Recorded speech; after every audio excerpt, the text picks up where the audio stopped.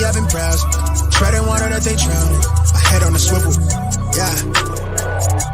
It's only really my surroundings.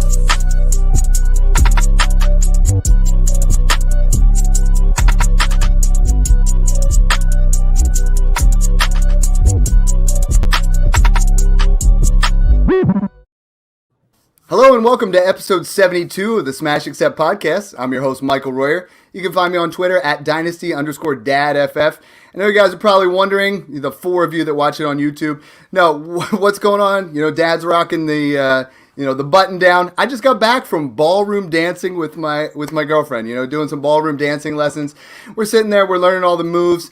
And, they said, what are you most excited about? And I didn't realize she meant the class. I said the 2022 rookie class. That's what I want to talk about. I'm not talking about the bachata and trying to do all these different kind of dances. I'm like, tonight, we got some fantastic guests on to talk about these 22 rookies.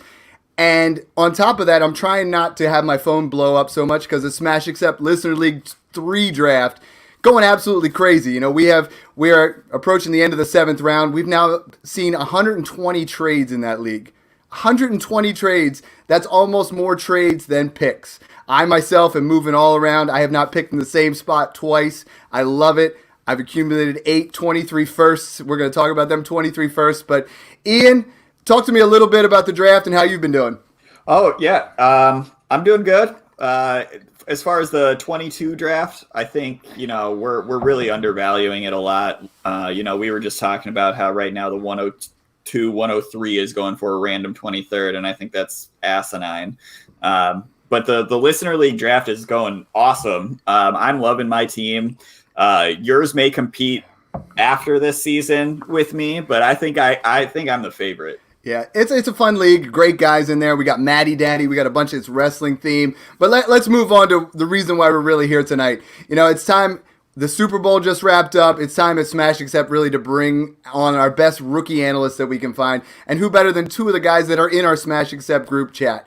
It's a fantastic group chat, great group of guys. First, we have the writer at the SGP Network and Yards Per, co-host of FF Playmakers and Dynasty Dorks. And I'm going to try to say it correct. It's Jeremy Popolars. How you doing, brother? I believe this is your 5th time on the show. We absolutely love having you on. 5, jeez. Yeah, I know, right? I gotta start keeping track. I gotta start billing you or something. We might have to do that. We have to work in a contract, see how many times we can get in. What's new with you and what you working on? Me? I got nothing totally new, not doing anything. I'm just sitting here. No.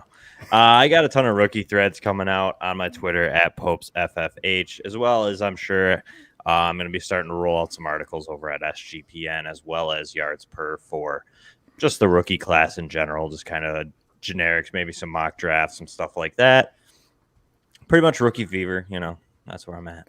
And if you guys haven't checked out his threads on his Twitter handle, I mean, that's where you and I met, right? Like, I saw your thread and I'm like, yo, that thing's fire. You should join in with us and kind of talk some things up, and love it. So I've enjoyed getting to know you over the years. And now we have the writer for Football Guys, Fantasy Pros, co-host of Devi Royale, and whose article we're going to be referencing from Fantasy Pros, throughout our whole process here. Jeff Bell, how you doing? Good, man. I'm doing fantastic. I'm thankful and happy to be here. We mentioned the group chat. It's fantastic. We talk great football in there. Throw whatever trade ideas come up. Throw that in there. I've been putting out a lot of rookie content already with Fantasy Pros. I've had a Superflex mock draft come out. I've had multiple NFL mock drafts come out. Went through by top 10 wide receivers, top 5 or top 10 running backs early in the process. Now waiting for some more data points to come in. We had the Senior Bowl come in. We had the Combine is coming in the next couple of weeks. So once we get some testing on some of these players and real measurements on some of these players, I think we're really going to be able to refine those. You can find me Tuesday nights, 9:30 at the Devi Royale. That's where a lot of my content through this draft season is going to be coming out, because I'm kind of taking a little bit of a break. I have an article I'm working on with Football Pro, or with Football Guys. That's going to be, it's not rookie content. It's looking at kind of the new coaches a little bit. And so I'm working on that and really just kind of starting to slow down a little bit, because it's my busy season in my real profession. So I have to make it through that, and I have to make it to April 15th and then crank back up more work. So everything's good. I love it. It's all about balance, like we're all up and down, but you got to stay balanced with it. You got to stay hungry with it, and that's sometimes the hardest thing, guys. The Super Bowl always significance. It signifies to many that the football season is over. For us at Smash Accepted, it signifies where our big time is coming up. With all of our rookie talk and all the things that we're trying to do to get you ready for 2022. I think the biggest thing is a lot of dynasty owners, they disappear over this time. Now's the time where you can really separate the men from the boys. But quick talk here. Favorite moments of the Super Bowl. Me personally, that halftime show just hit home to when college days, late high school, listening to all those guys rap back in the day, just that. And the game itself, was at times it was good. Other times it just felt like these really the two best teams that we have to offer. But I mean, I'm going to remember that halftime show for years to come. What do you guys remember first? Yeah, I mean, I like the halftime show a lot. I think it was one of the better ones as of late. Yeah. So I definitely really like that, and I don't know. I just like seeing Stafford win it. I was really rooting for it as a Bills fan, even like Robert Woods over there in LA is going to get a ring finally. So a lot of guys that kind of deserved it on that team. Not that the Bengals didn't; they had a great season, but I don't know. I just kind of liked it. I was hoping the Rams won. So, Ian, I think you and I both, and I mean we got 3 Bills fans and we got a Vikings fan in here. Since the Bengals did lose, they joined the elite group of being to 4 Super Bowls and not winning one. So they've only been to 3, but okay, all right. Well, they're getting there. But that's still the only 3 teams that have been to at least 3 and lost all of them. Did any of you guys see the tweet today? This is the win of all tweets. Dan Marino tweets out to Joe Burrow talking about how, hey, don't worry about it. This is only your second year. You might not ever kind of get back. And then Jim Kelly just nails it. He comes in, he goes, I made it to my first one and lost, and then went again, and then went again, and then went again, lost them all. It's just like, Jeff, what's your biggest takeaway, and what did you enjoy most about the Super Bowl? I can agree that the halftime show was probably my favorite part. I think as a Bills fan, it was hard to watch. So I live in Ohio, and I have a lot of Bengals fans that are friends, and so like my head was saying like, well, I'd love to see them win for friends and family and all that. But then my heart, I'm watching the game and I found myself pulling for the Rams. I think it is probably that Bills feeling where if the Bengals would have won the Super Bowl, I mean, maybe I'm out off base as a Bills fan since the Chiefs did lose to the Bengals, but it did kind of feel like the Bills were clicking on all cylinders. The Chiefs are essentially their kryptonite. Had they been able to play the Bengals, then I feel comfortable that they would have been able to win that game. And then if they would have been like to feel that really was the Super Bowl, that 13 seconds, it kind of, at least with the Rams winning, it kind of made you think like, well, okay, well, maybe we could handle Aaron Donald and maybe Jalen Ramsey be able to shut down Diggs and whatever else. I kind of felt was my takeaway on that. But also you mentioned there were so many guys with the Rams that players that we've watched for most of this last decade, and being able to see them get championships and kind of solidify their career and really add that data point onto their Hall of Fame resumes. That's kind of where that team's at this point. Yeah, and as much as I say I'm not a big Odell Beckham fan, I was rooting for him down the stretch. It felt like was reinvigorated the way he was playing again, and then to see him go down with injury, but then to see him come back and get his ring and do the whole celebration thing, that was kind of an interesting, roller coaster there. But let's move on to this mock draft. I mean, I saw this article you had out on Fantasy Pros, and Jeff, I got to ask you, what goes through the process? Like I have a lot of people say, hey, this guy doesn't seem to make sense here. This guy, and we all pick apart mock drafts, and I'm sure you've experienced that all over the place. But talk me through a little bit how you go about, coming up with a mock draft. Because, a lot of my buddies, I shared it. I said, this is what we're going to go over. He's like, why does he have this guy going here? This doesn't make sense. I'm like, listen, it's a mock draft. He's the professional. He's the guy going through things. But they were asking, and now I'm passing that on to you. So a lot of it is looking at, I try to balance, at least in my mind, my evaluations, best player available versus team needs, because as much as teams want to say we only take best player available, reality is they're filling holes in the draft, especially where it lands after free agency. This is really their last opportunity to address weak points. So trying to figure out weak points, trying to look at contract situations on teams where maybe they've had some veteran production, but that's kind of gone downhill and they've got out on a contract, or a player's hitting free agency. And so factoring some of that in, I think that when you I think I spend a lot of time on these things. Like I'm talking like 8 to 12 hours to do them. So they are a heavy burden investment on time to do it. And so I don't know. We all love to play that game of like, well, he's a moron because why would the Chargers take a wide receiver when they've got Mike Williams? And it's, well, Mike Williams is a free agent and they don't have anybody beyond him. So if they don't resign him, that's going to be a glaring, obvious position of need. And so that's actually a lot of it. From the fantasy perspective, that's actually my favorite pick in the whole first round, that you have there. And I think what we do is we all love fantasy football, right? So we want all of our favorite players like Treylon Burks and Isaiah Spiller. We want them to go to the teams that we want them to. So then we see a mock draft and we're like, well, that doesn't fit, right? So let's break it down here. We're going to talk about, we're going to go the whole way through. This draft, unlike, drafts in the past, and we've talked about that a lot with the 22 rookie classes, we're looking at, the top 10 picks.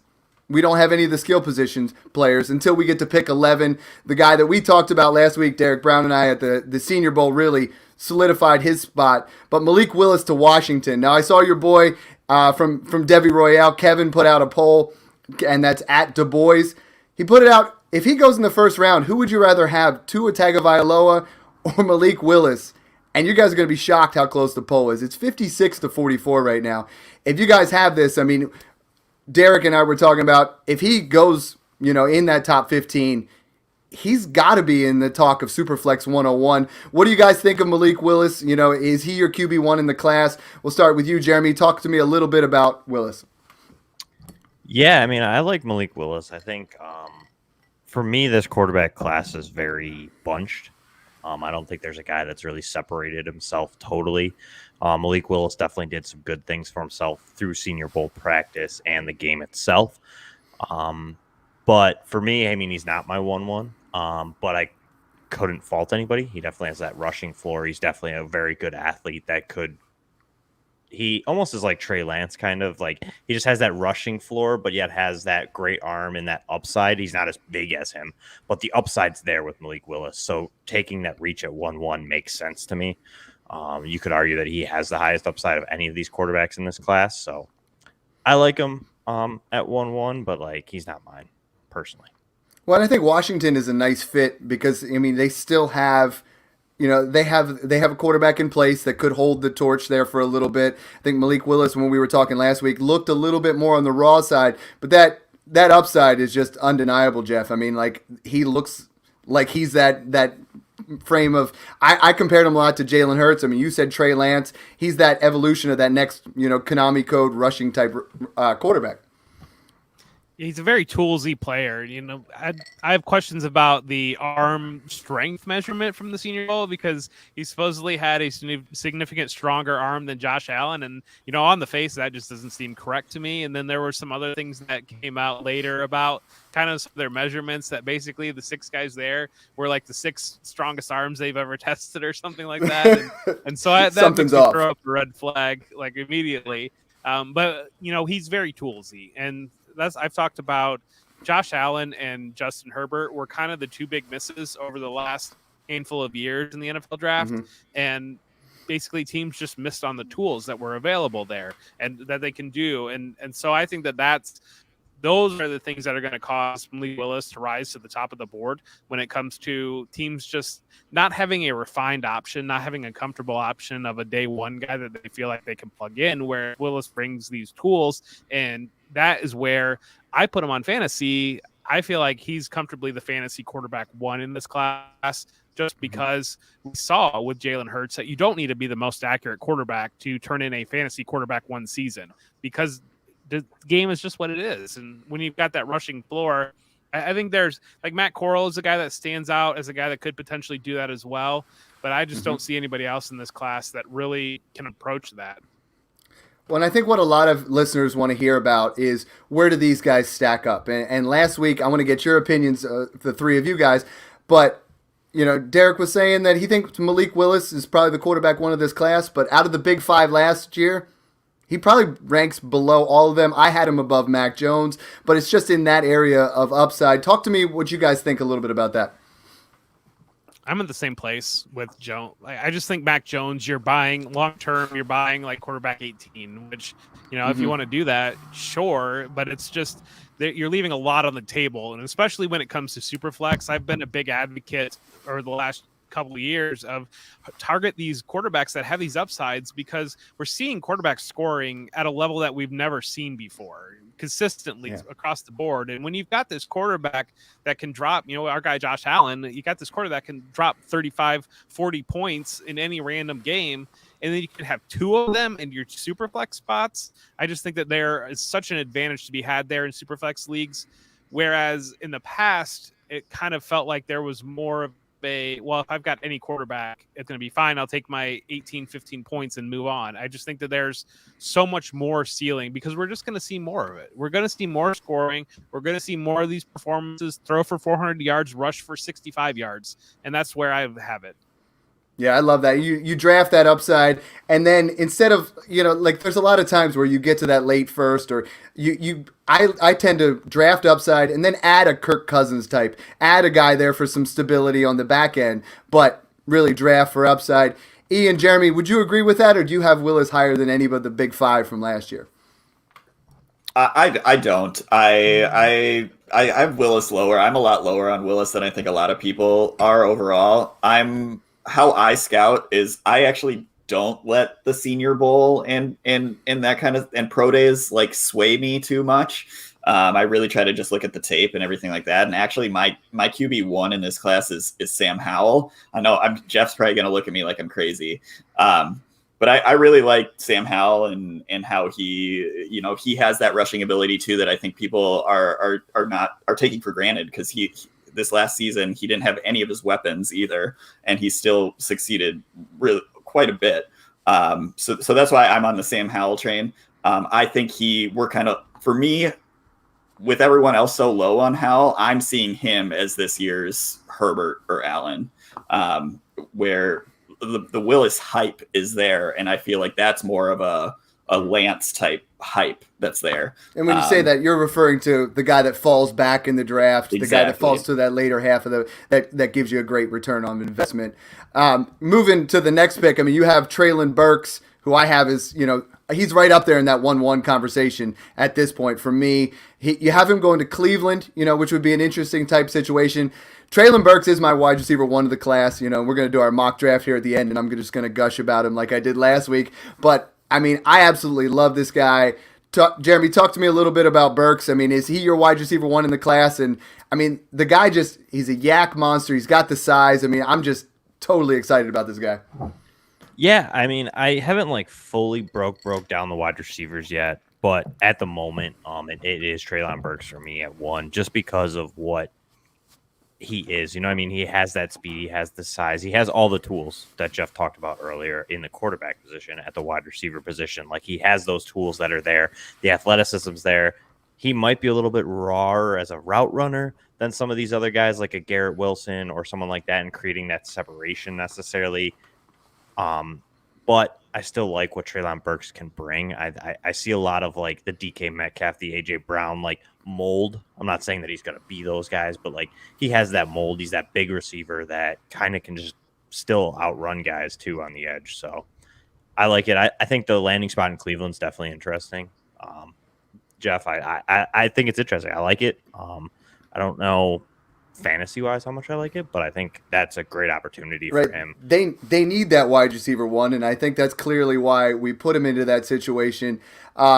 Expand on that one a little bit more, Jeff. Is there's some people that have Treylon Burks going in the top 10. I've seen him to the Jets, which I would hate for my Elijah Moore, all over the place. But, what made you ultimately choose Cleveland? And are you seeing any other kind of information where he might even go above that top 13? A top 10 pick, we saw 2 wide receivers go in the top 10, both of them absolute studs in Waddle and Chase.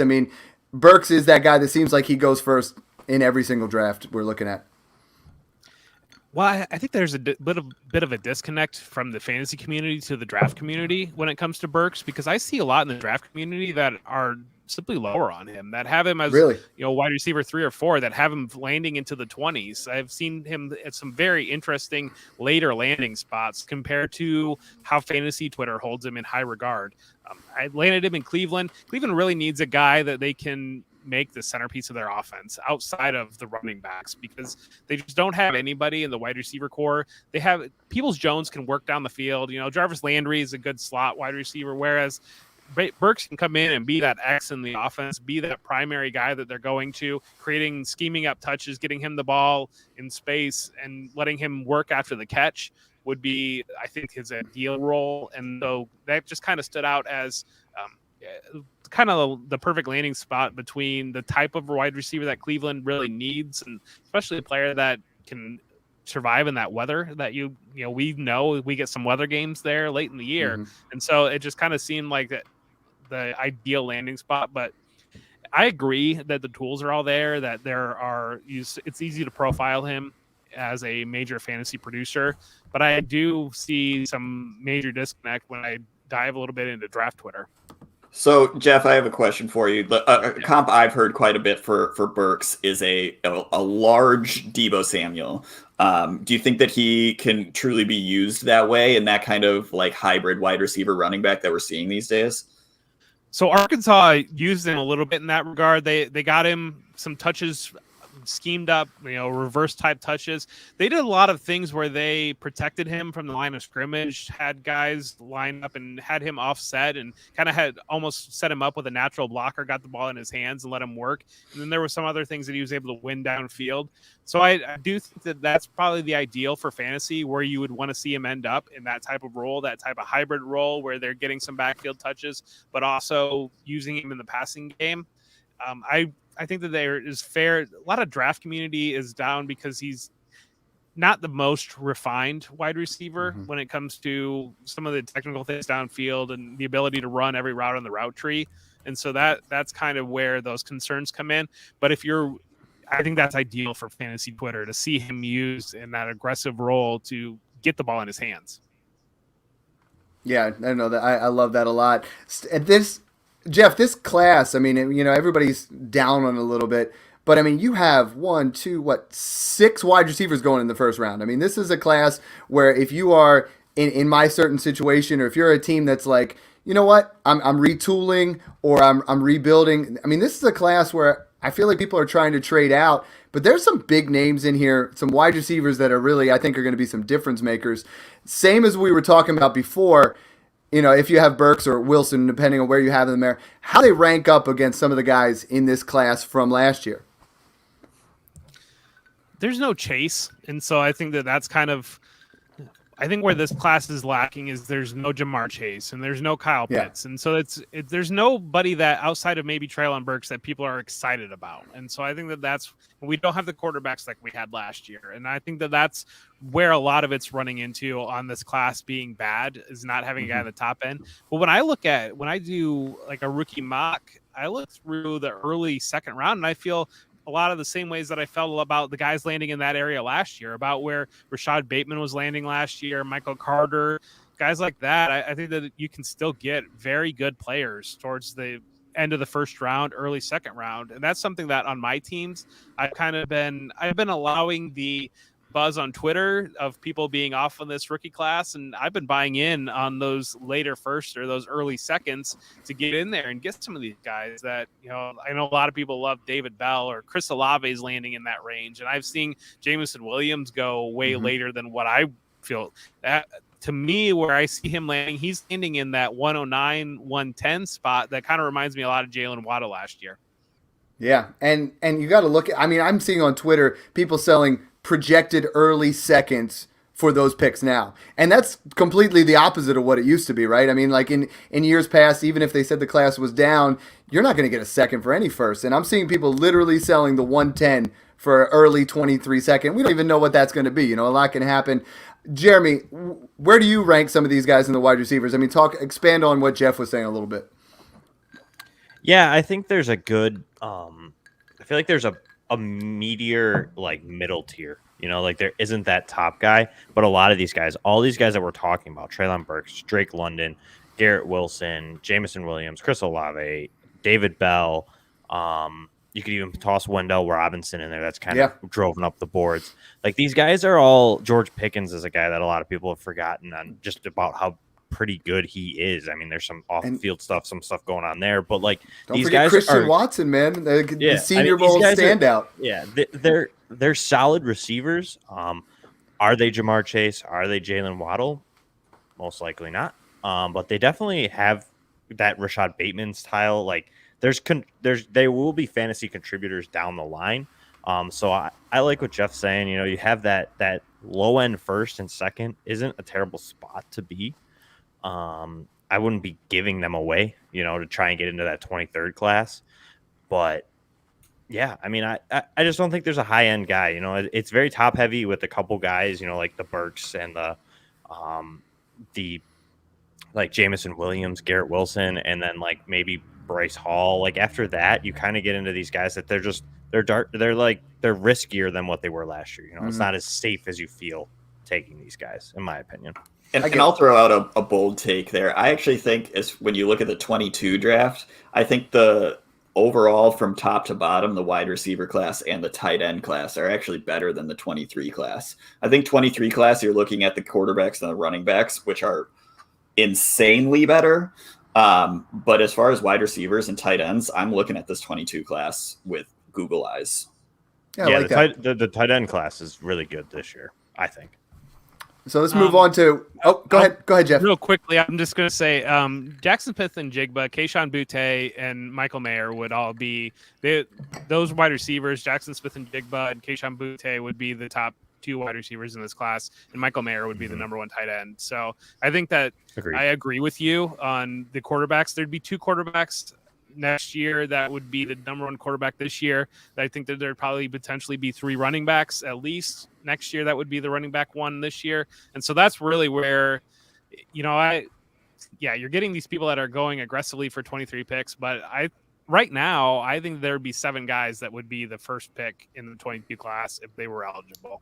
Yeah, and that's why, and I did this in 2019 where I was like, listen, if you guys are rebuilding, now's the time. Just push them for 2020 picks, you know, and I did a year one progressive struggle or punt, however you want to say it, and I got 7 2020 first, and they ended up being like Jonathan Taylor, Justin Herbert, Joe Burrow. You know, there was a couple misses in there too. If you drafted Keyshawn Vaughn, shame on you. But, you know, there was definitely some misses in there. But, I mean, this is the year to do that. You know, this is the year where it's like, if I'm going to retool it a little bit, start selling some of these guys off. And we'll talk about those on other podcasts. But, I mean, that 23 class is exciting, you know. But we're going to ring it back into these guys. Let's talk about Drake London going to Philly. You know, we're talking about can Philly miss at wide receiver one more time? You know, like, what was he at, like, 3 years in a row. 2 years in a row, but like I love Devonta Smith. Putting Drake London there in Philly, you know, giving Jalen Hurts or whoever, you know, potentially comes in there, that's a nice addition to that wide receiver core and really upgrades that entire offense, guys. Yeah, I agree. I like Drake London. Go ahead, Jimmy. Oh, you're good. We're still trying to find our flow here. We're just working our way in there. But I mean, technical difficulties. It's my fault. But yeah, no, I like Drake London there. I think that's I personally would hope that Treylon Burks falls there personally. Right, me too. Just that bigger kind of guy that can play a side next to Devontae Smith. They really need a receiver. Jalen Reagor isn't it? 90 of the other guys that they've drafted just ain't cut. No, and I think that's the scary part in Philadelphia, right? It's like my dad's like, oh, what are they're gonna miss again? Like, I mean, you know, we all seen the backstage where they took like the Minnesota staff's like, what? They took Reagor like over Jefferson, you know? And then the next year I was talking to my dad and I was like, yo, we got to get this guy. We got to get DK Metcalf. That's in that range. Pass on him. Then he's like, I don't believe in Devonta Smith just because, you know? And it's like, no, like Devonta Smith is a stud. Like he's a star in the making. I mean, watching him get open, just Jalen Hurts, kind of like what we talked about with Malik Willis, but just rushing through his progressions and trying to get it out too quickly. I mean, hopefully we see a little bit more maturation with him. The next pick, you have Garrett Wilson going to the Chargers. This is my absolute favorite. And some people said what you said, like, oh, they have Mike Williams. No, they don't. Mike Williams is a free agent. This is the most ideal situation for a guy to become an alpha in it. You know, Keenan Allen's there. You know, this might be our last year of elite production from Keenan Allen. Garrett Wilson comes in as the number 2, tied to Justin Herbert. And this is the kind of pick where we see in fantasy football where we just get excited, right, Ian? I mean, you and I were talking about it. Garrett Wilson, if we go off of this, I would move him above Burks. And I said that there's no chance I want to put anybody above Burks in my evaluation. But, I mean, this landing spot is perfect. And Dad, I talk about the Vikings too much, but he's not on the Jefferson level, but it kind of reminded me of the Jefferson coming in as Thielen kind of going out, that kind of situation. It really mirrors that a little bit. Yeah, and I know this is John. John hasn't been able to be on, but we've been talking, and he has Garrett Wilson as his wide receiver 1 in the class, and many do. Guys, you guys are the draft experts. I mean, Garrett Wilson has a ceiling to be, what I think is a mid to upper level wide receiver 2 in this league.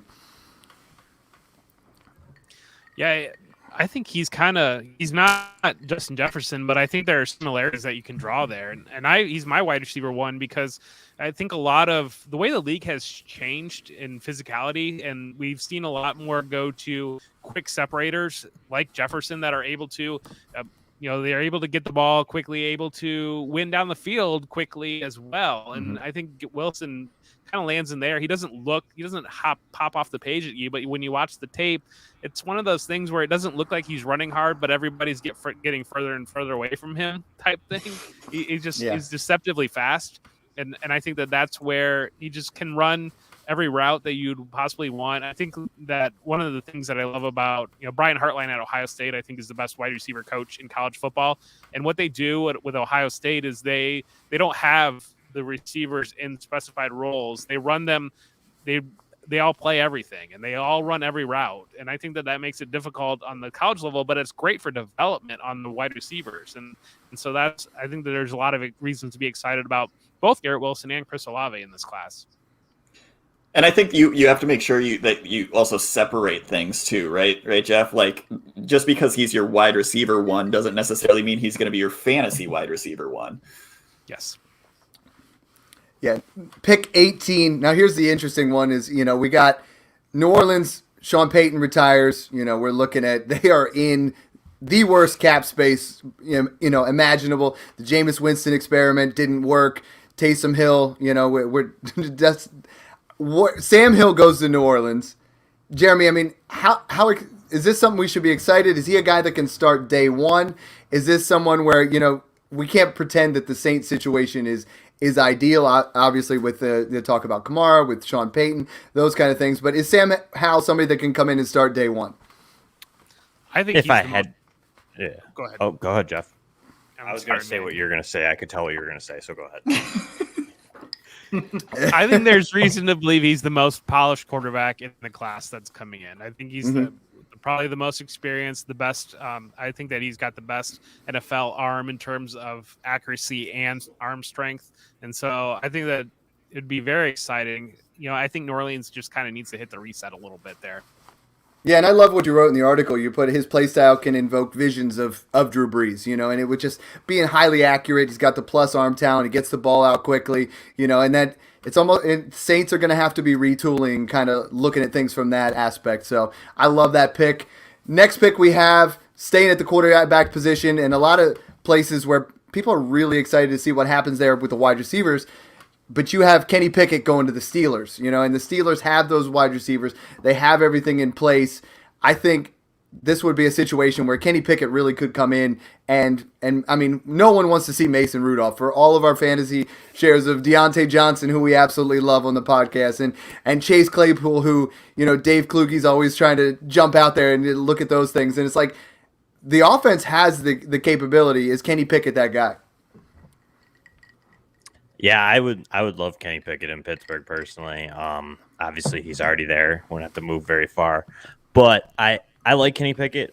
He's my quarterback 1 loosely on the basis that I like what he's shown. He's shown progression. He's shown that he developed a lot year over year here coming into the senior year. It seems like it all clicked for him. And I like the arm talent. I like he brings still a dual threat. You know what I mean? He still can run. So for me, I think landing in Pittsburgh, that would be great. Like you had said, Dad, like the offense, the talent's there at the receiver position. They squared away with Najee Harris at the running back position, and he showed all year that he can handle the entire workload. So they don't need a backup running back. So who cares about the rest? And They don't even need an offensive line apparently. So, well, I mean, I but does he have that rushing upside though? Because he's not going to be allowed to fake slide. yeah, it's not all about that. Josh Allen doesn't always rip off 40-yarders, like 70% of the time he does. But those short little 5-yard runs are going to be hard to cover, I think, for any defense. You get them turned around, covering all those wide receivers. You're going to be playing probably a decent amount of man/zone against them, and I like it. I think Pickett could be the only, even no matter where the landing spot. I think Pickett could be potentially the only quarterback that legit starts day one. Jeff, we're going to add to this. The offensive line was abysmal in Pittsburgh last year, and you have them adding, an offensive tackle as well. I'm going to take a quick moment here because Najee Harris is my guy. I've been preaching that since, day one of draft season last year, and people are selling him now because they're like, well, Big Ben's not there anymore. Yeah, Big Ben did dump the ball off a ton, but let's look at maybe more red zone opportunities. Let's look at maybe a better offensive line, better yards per carry, and still, don't just sell Najee Harris because who's ever Ben Roethlisberger really propped him up. Yeah, he was dumping it off, but we get the right quarterback in there, and I think we're going to see the ball. They're going to move the ball a little bit more. Talk to me a little bit more about the pick here, though. Well, I almost wonder, is the offensive line that bad, or is it just Ben Roethlisberger was a washed stat sheet back there that defenses were able to come up, and they weren't afraid at all of getting threatened downfield. And I think that makes the offensive line look that much worse when the guy can't move back there.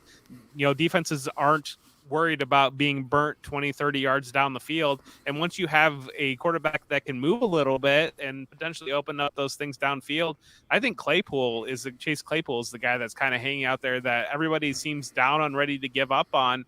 And he's shown the ability to make plays. If they get a real quarterback in there that can keep a play alive a little bit and work a little bit downfield to him. And, he's also, we talk about the deeper role. He's a guy that he's shown a little bit of ability on that, on, end arounds and things like that, that if you get a little bit more creative with getting the ball in his hands, I think there's a lot that can work there. And Pickett's the type of guy that I don't know if he's going to be a hashtag Konami quarterback that's getting you 30, 40 yards rushing, but I think that his athleticism is the type that keeps plays alive, and he's able to, get a couple yards here and there. And you mentioned Najee too. What is a rookie quarterback's best friend? It's a running back that he can dump off to and a tight end that he can dump off to. That's a rookie quarterback's best friend. So that, if anything, if they draft a QB, to me, that props up Harris, that props up Freiermuth. Yeah, no, I agree with that. And then talking about a rookie trying to, upgrade him for the next year, you have the Patriots going out and getting my man Jameson Williams, absolute dynamic wide receiver. Before that ACL injury, we're talking about him being right up there, and this guy is explosive. I mean, if the Patriots need something, they need some wide receivers. They need some guys to really upgrade that offense. And, I see you put in here, the team could use him a lot like Jalen Waddle, and that would just be super exciting for fantasy purposes. Yeah, he's a guy that I absolutely love. That he's my wide receiver 3 in the class. And while I kind of had to move London above him because of the knee injury, and we don't know if he's going to be full go by the beginning of the season or not, but I just love him so much. The athleticism, the speed. He's at 6'2". Doing this mock, it was one of those where I just have pipe dreams of visions. I want him in Buffalo so bad. Yes, I know. I saw Josh Allen. And it was one of those things where it was I just want this to happen. And it was the Patriots probably got to grab him. I can't just slip him to my team. I got to have a little bit of professionalism here. You just want to give the Patriots, you just want to start pushing them in your mock drafts. You're just the wrong guys, But there are some Patriot fans out there. You can have a defensive tackle. You can have a run stopper. we'll give you a bunch of those. Yeah, that I love that. The next two, because I want to keep moving here. 26 and 27, we have Pickens going to Tennessee, and then we have Olave going to the Buccaneers.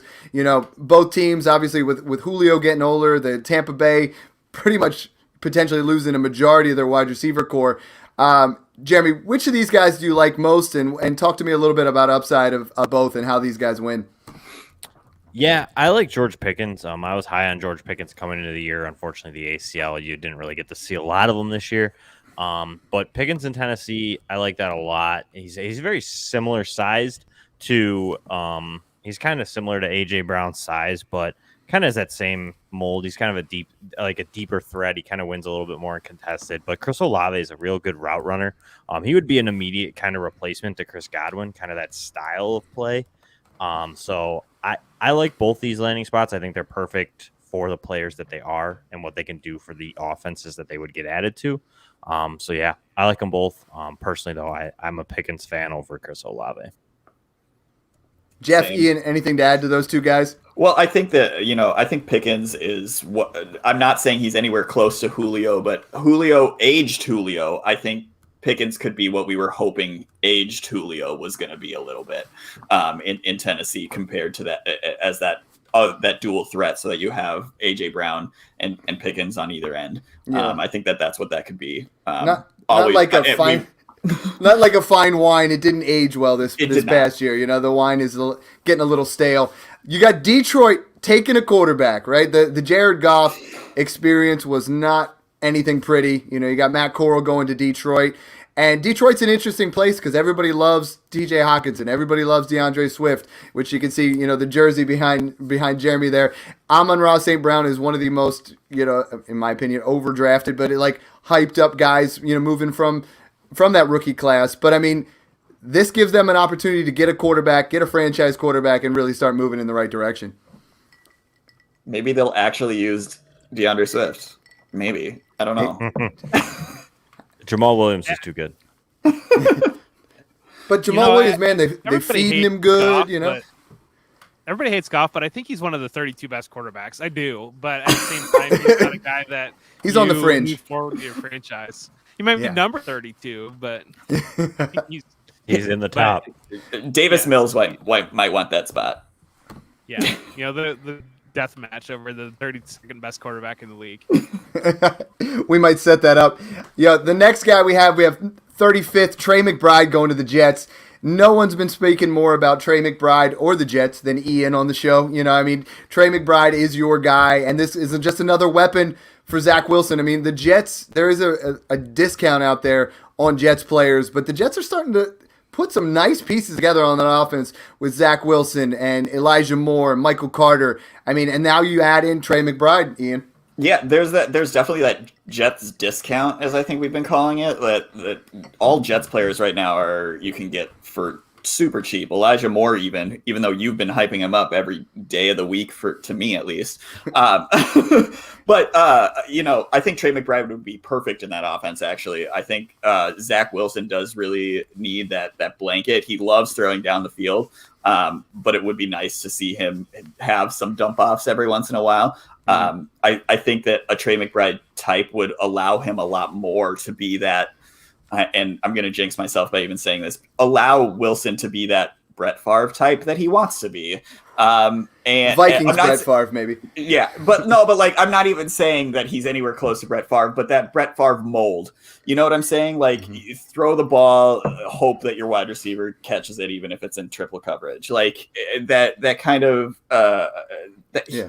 I really like Zach Wilson, and I think Trey McBride would only bump him up in my rankings. I think Zach Wilson has a Mike White ceiling. You know what I mean? I think he could put up some Mike White numbers occasionally, but no, that's I love it. I love it.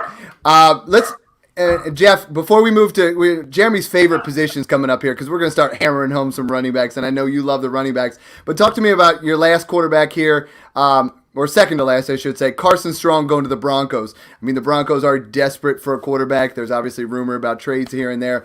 Carson Strong was someone that, was apparently had that giant arm at the Senior Bowl, was kind of questioned a little bit. What have you seen from Strong?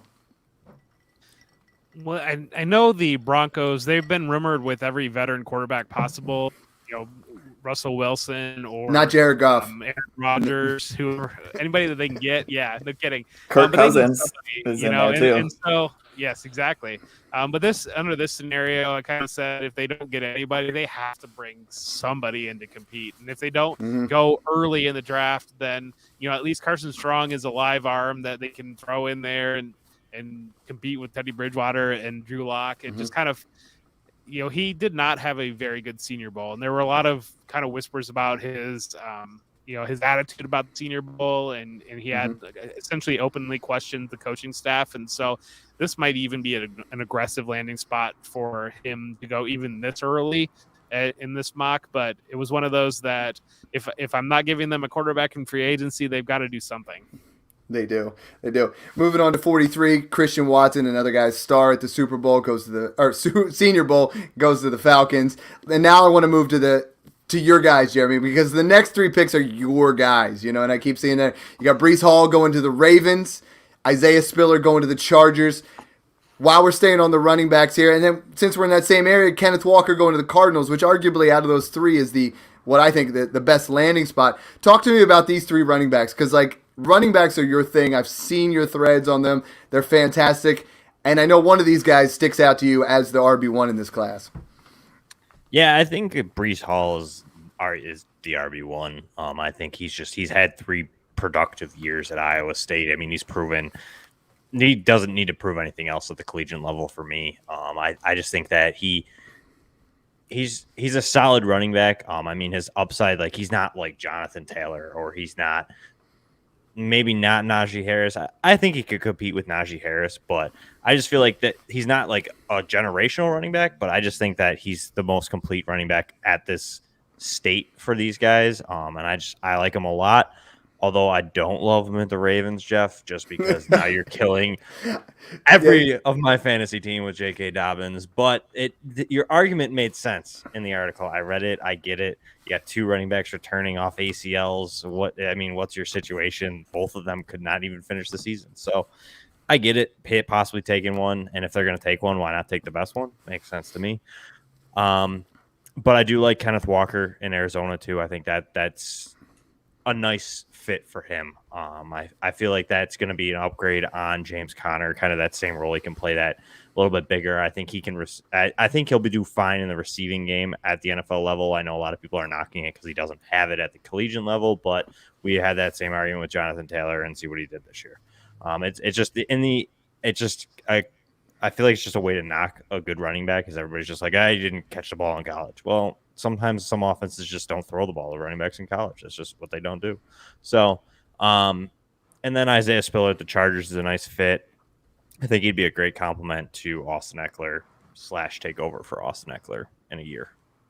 Yeah, and I mean, I think whoever goes to that Cardinals situation with Chase Edmonds really getting injured every single year, all the time, that is a guy that I'm like, low-key going to be moving up the boards, and I love that landing spot there. Jeff, out of these 3 guys, who's that running back for you that you're saying this is the guy that I got to have? I'm with Jeremy. Breece Hall, I think, is the running back 1 in this class. And I don't think, despite kind of the opinions on the class this year, I don't think the running backs this year are all that different than the running backs last year. I think Spiller and Hall could easily end up right there with Najee Harris and Javonte Williams when it comes down to it, especially once they slap the rookie fever on it.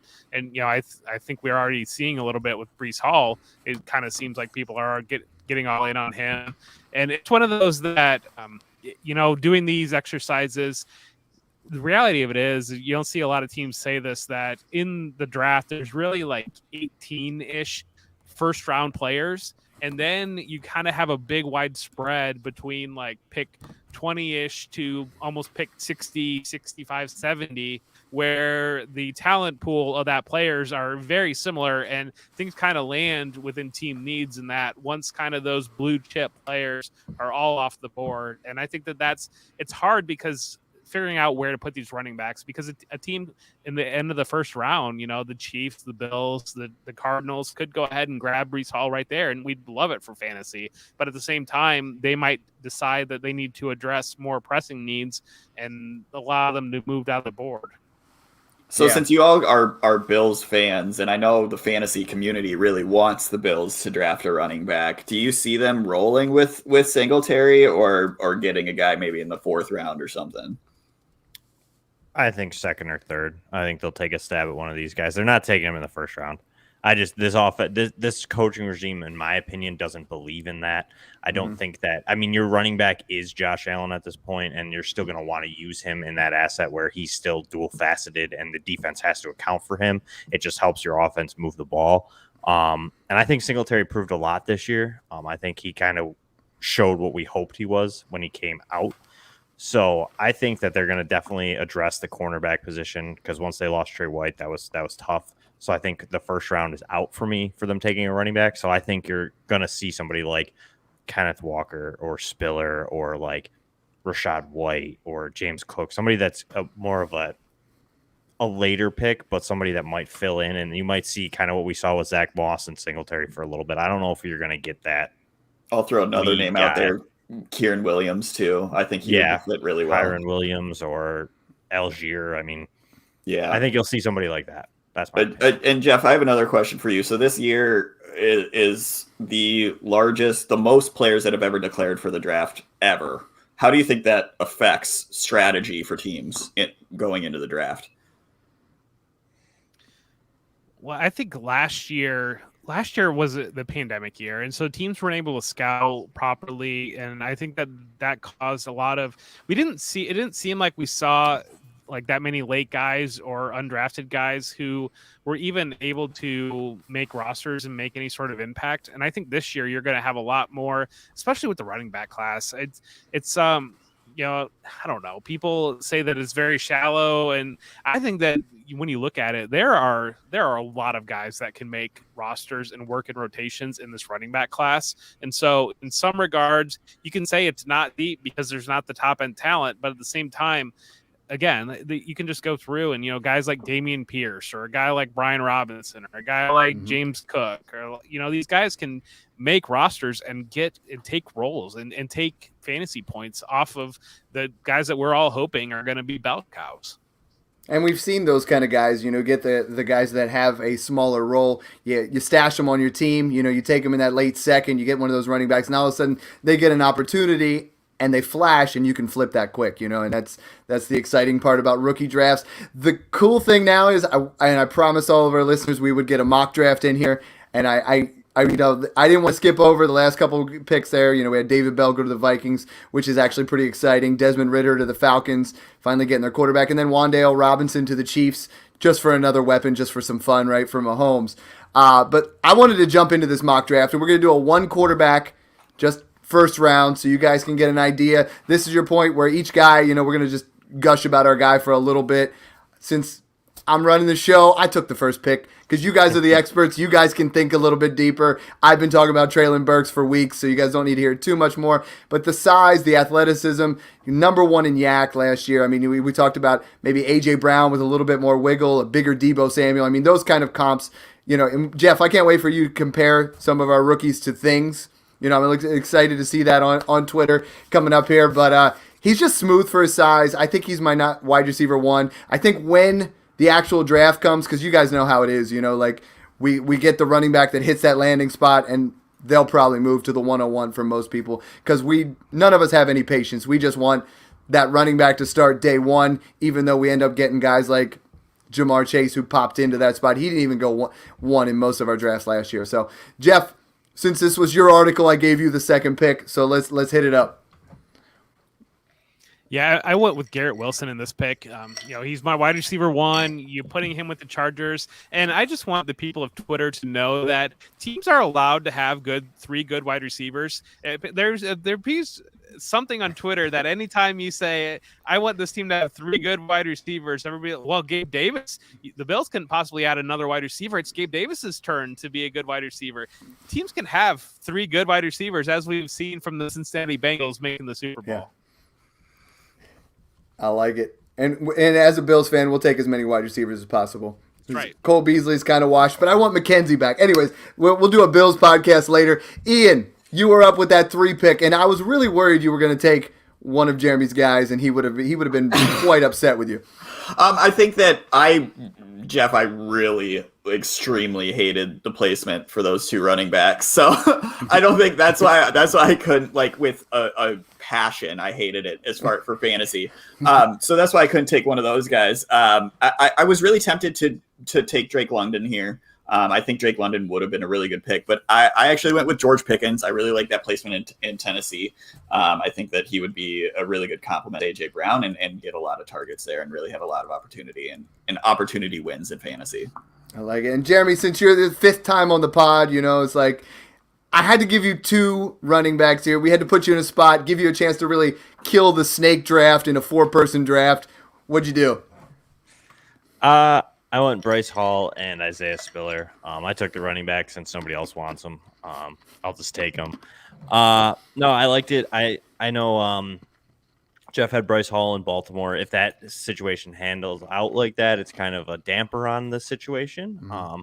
But it is a good situation. Like I mentioned, Dobbins and Edwards coming off ACLs. I think that Bryce Hall in that offense with that offensive line and how heavy they run the ball, there's still fantasy value there. And Isaiah Spiller with the Chargers, I like that.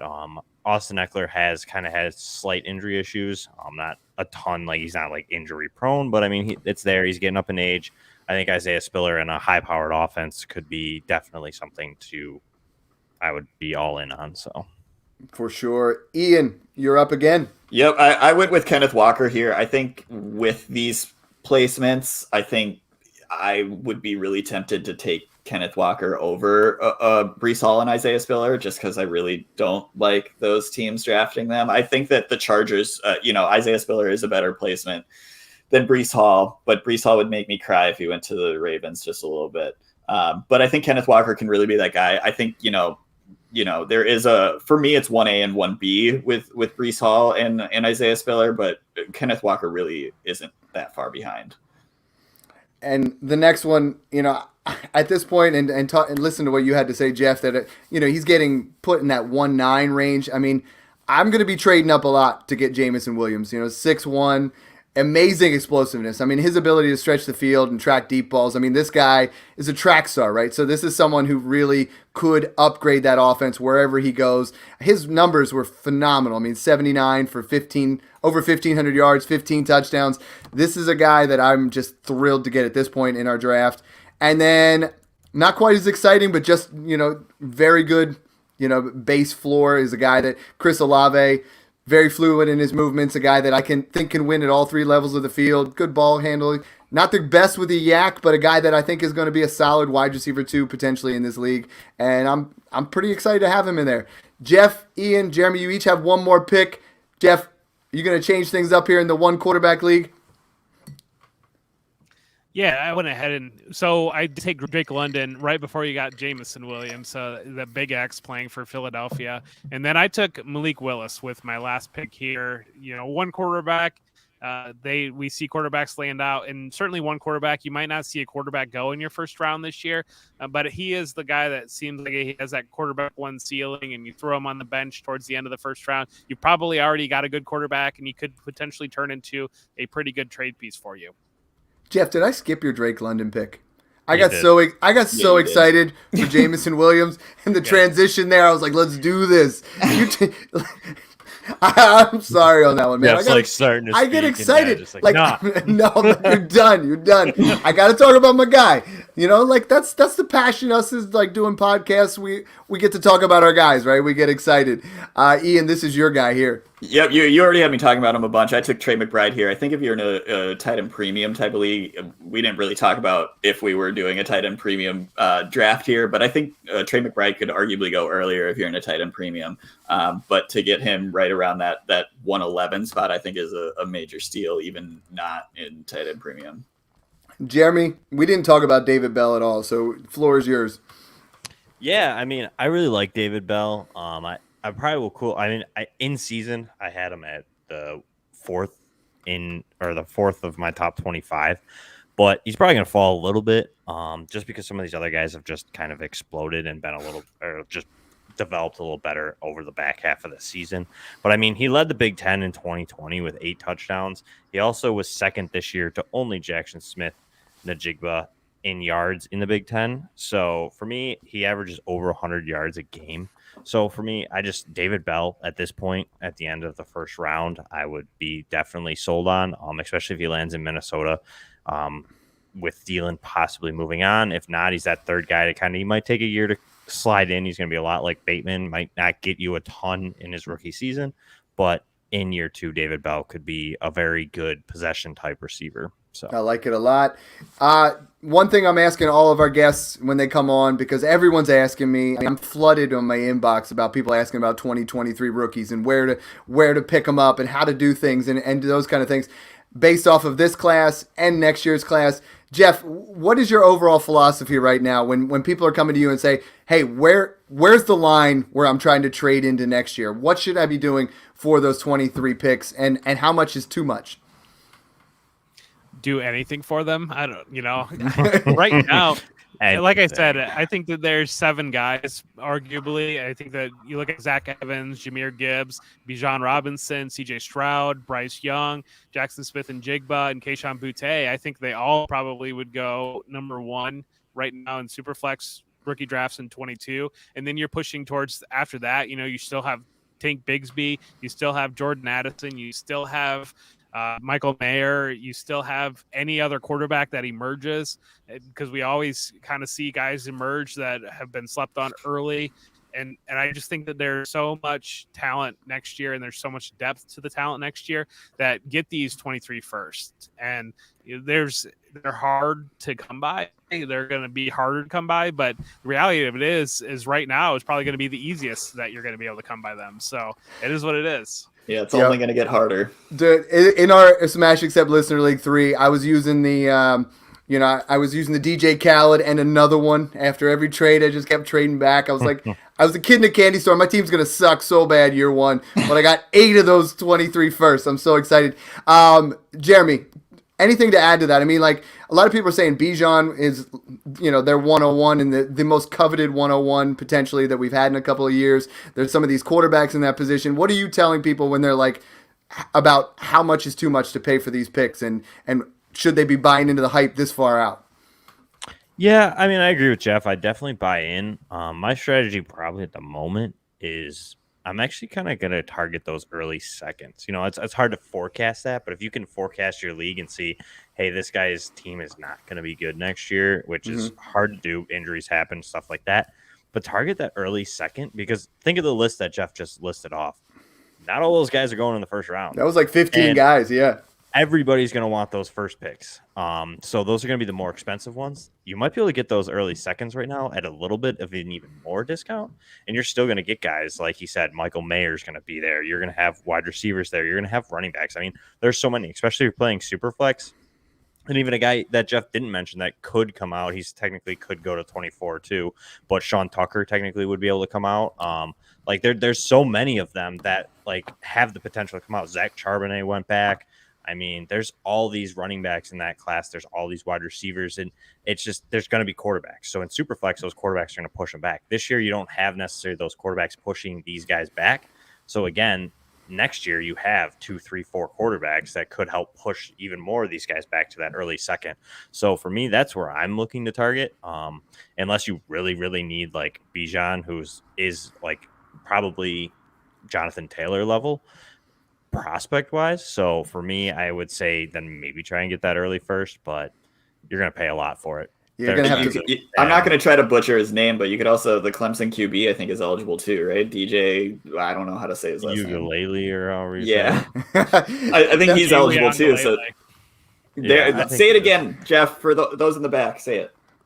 DJ Uiagalelei, he really struggled last year. He was very hyped up, but he could bounce back. He's got every physical tool in the bag. If he can put it back together again, he'll be right there. Yep. Yeah, those are great points by both of you. And really, Jeremy, I love that you're saying buy them seconds, because we're all talking about first, right?